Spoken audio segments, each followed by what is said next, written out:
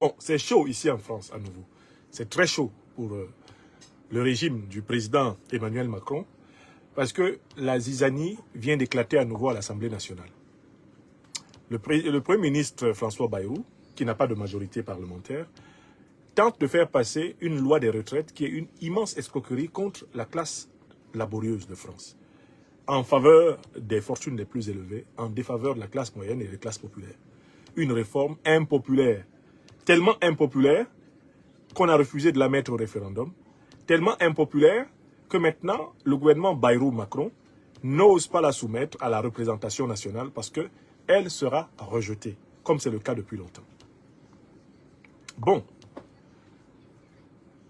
il y a un groupe parlementaire particulier ici en France qui est connu pour sa duplicité notoire. C'est le groupe socialiste. Je parle de ce que je sais. J'ai été pendant 10 années membre du Parti socialiste français avant de jeter la carte de ce parti quand je me suis rendu compte qu'il n'était plus, pas du tout, l'incarnation de l'émancipation dans ce pays.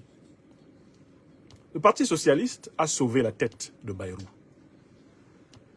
en refusant de s'associer à la France insoumise lors des épisodes gouvernementaux et parlementaires précédents pour déposer une motion de censure et hâter la démission du président Macron.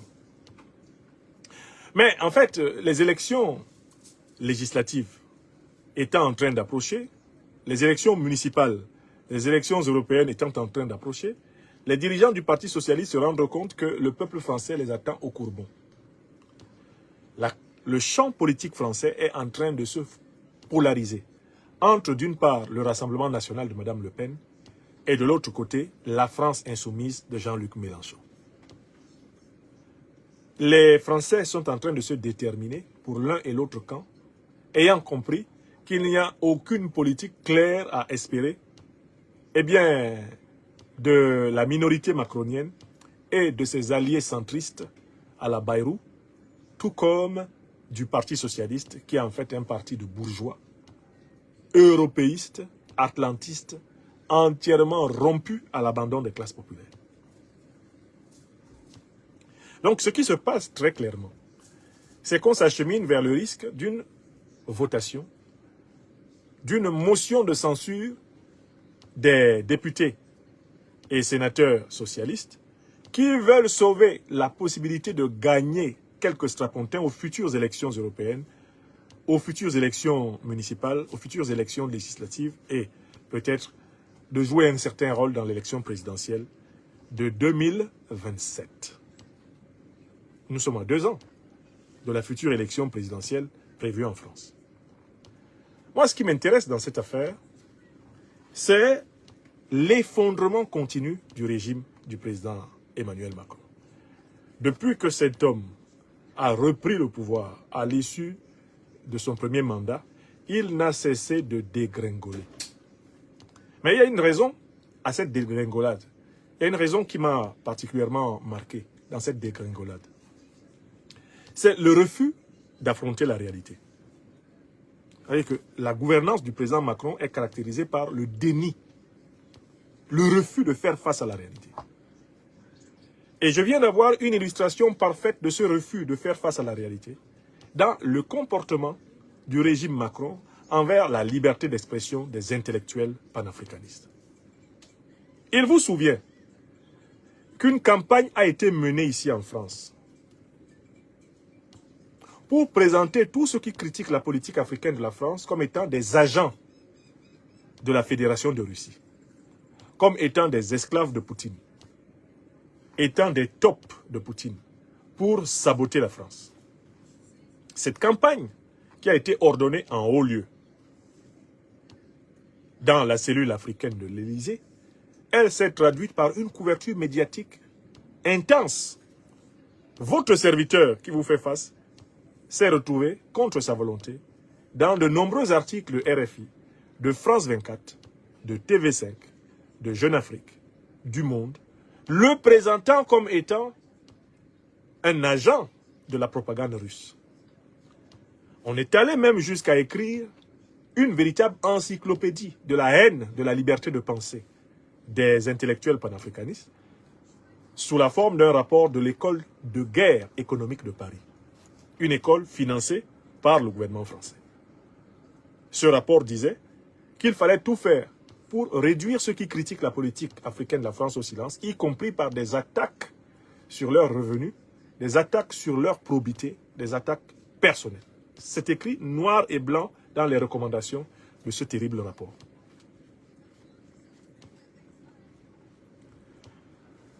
L'une des accusations formulées par l'actuel gouvernement français envers les intellectuels panafricanistes étant donc que ceux-ci sont associés avec le gouvernement de la Fédération de Russie pour déloger la France d'Afrique, elle consistait à dire que les intellectuels panafricanistes prospèrent essentiellement grâce au soutien des chaînes de télévision de la Fédération de Russie. Sputnik, Russia Today et toutes les institutions médiatiques intermédiaires de la Fédération de Russie auraient été mises au service de l'intelligentsia panafricaniste, des militants de la souveraineté radicale du continent.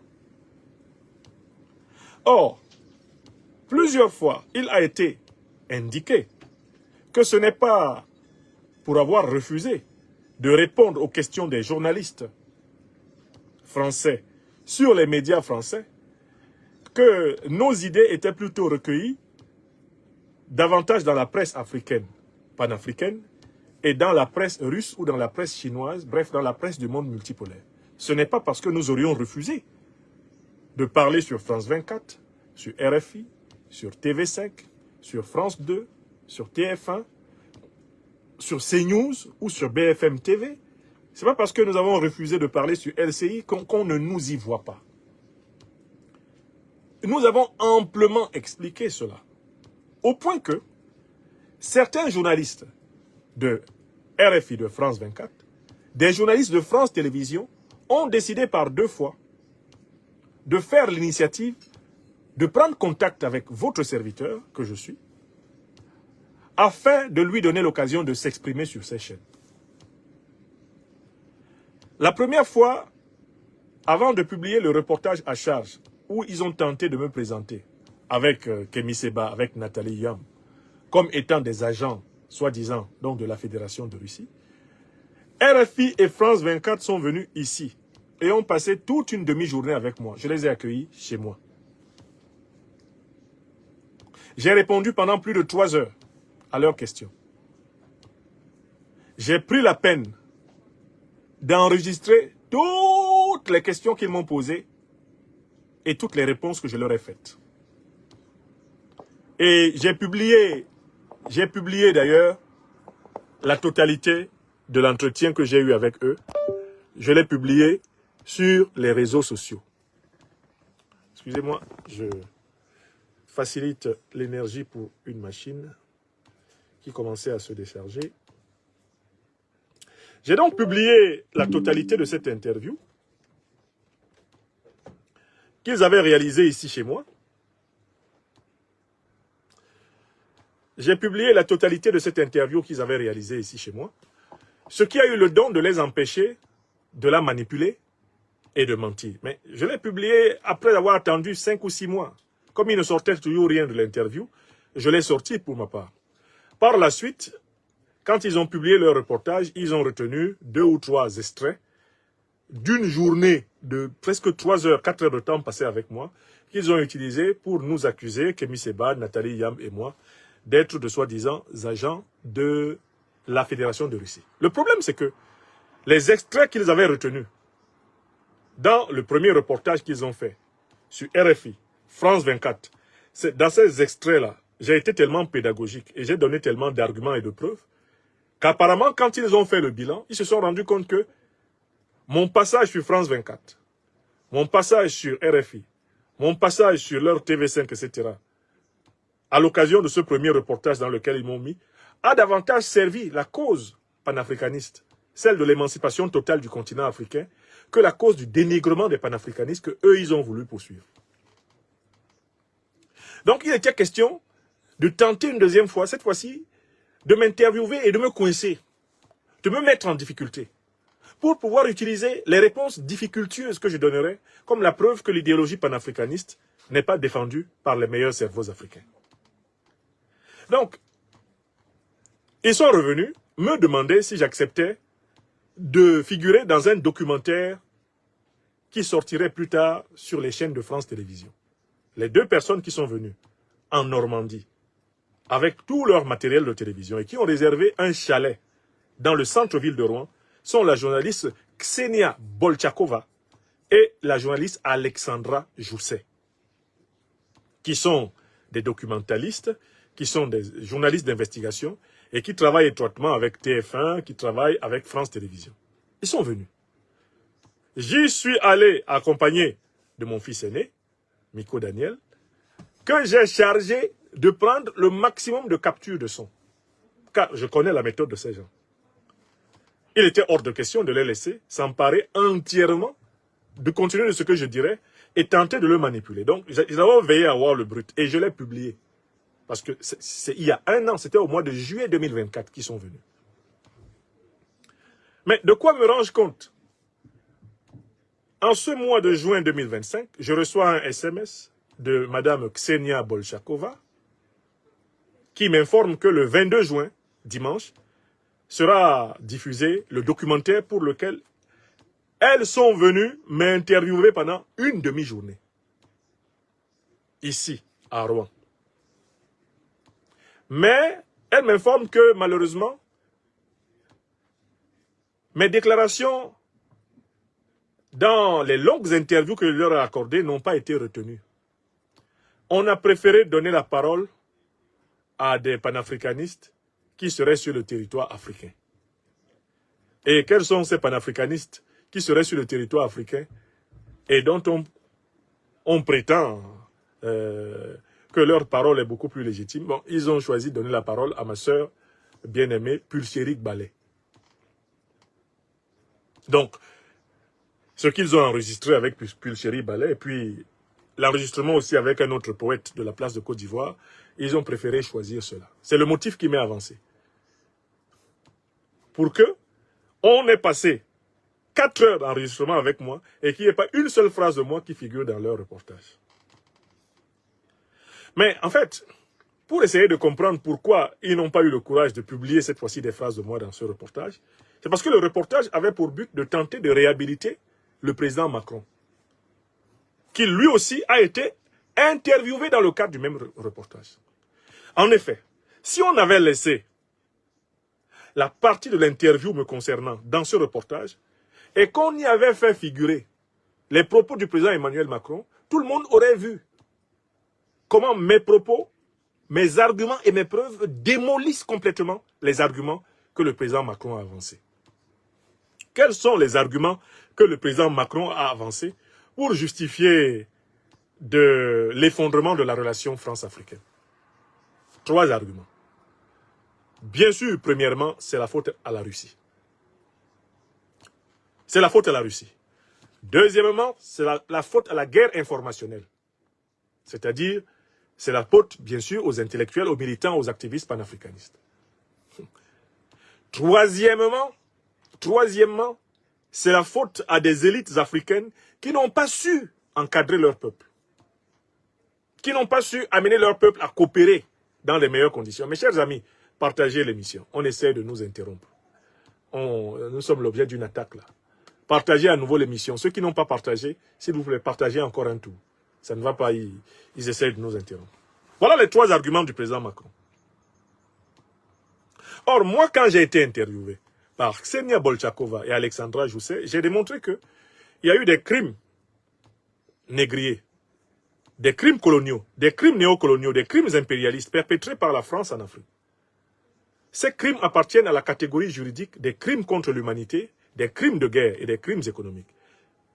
Tant que ceci ne fait pas l'objet d'un jugement en France et en Afrique, tant que ceci ne fait pas l'objet d'une condamnation avec des sanctions chiffrées, c'est-à-dire des réparations, il n'y aura plus jamais de normalisation de la relation politique franco-africaine.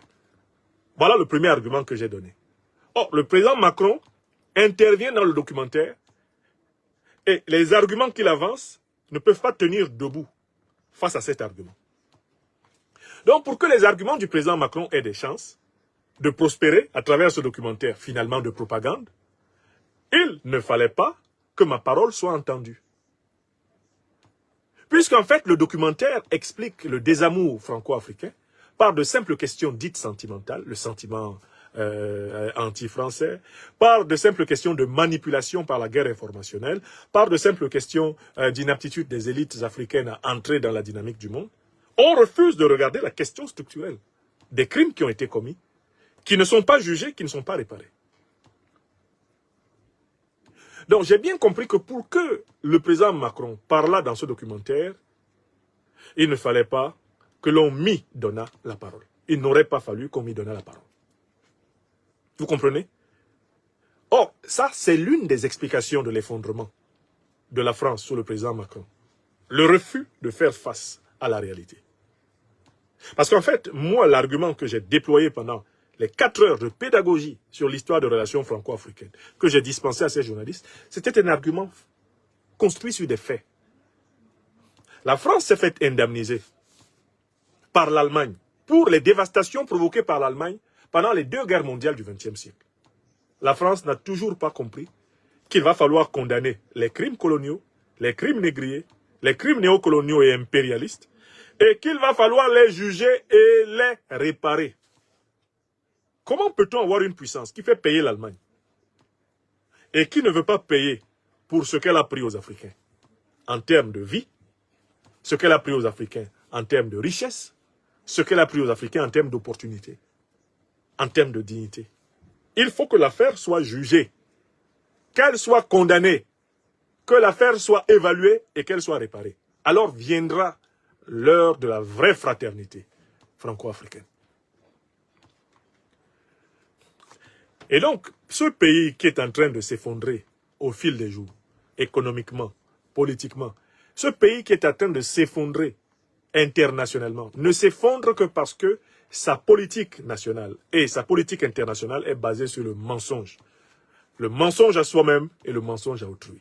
Écrivez ça, voilà la vérité. Alors, en vous rapportant cette anecdote, je ne vous la rapporte pas en me sentant frustré. Car en fait, moi, je n'ai jamais demandé à RFI, à France 24 de venir me chercher.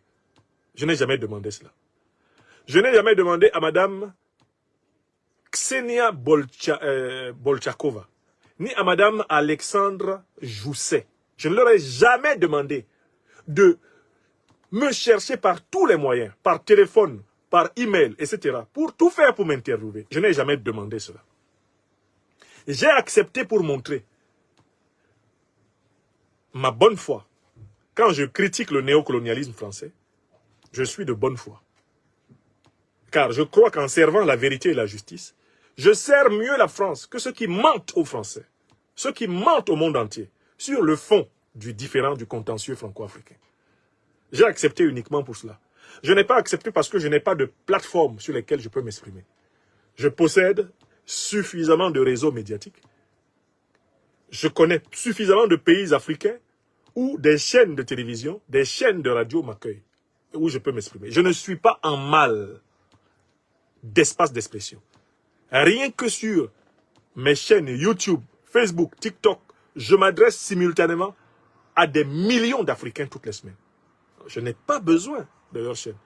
Mais je souligne cela pour vous rappeler que si vous entendez que le régime Macron est tombé, sachez qu'il est tombé de s'être menti à lui-même et d'avoir menti aux Français et d'avoir menti au monde. Quand vous vous mentez à vous-même, quand vous mentez à votre peuple et quand vous mentez au monde, inévitablement, vous tombez. Car vous perdez contact avec la réalité. Voilà sur ce point ce que je voulais montrer. Partage la vidéo et puis abonne-toi.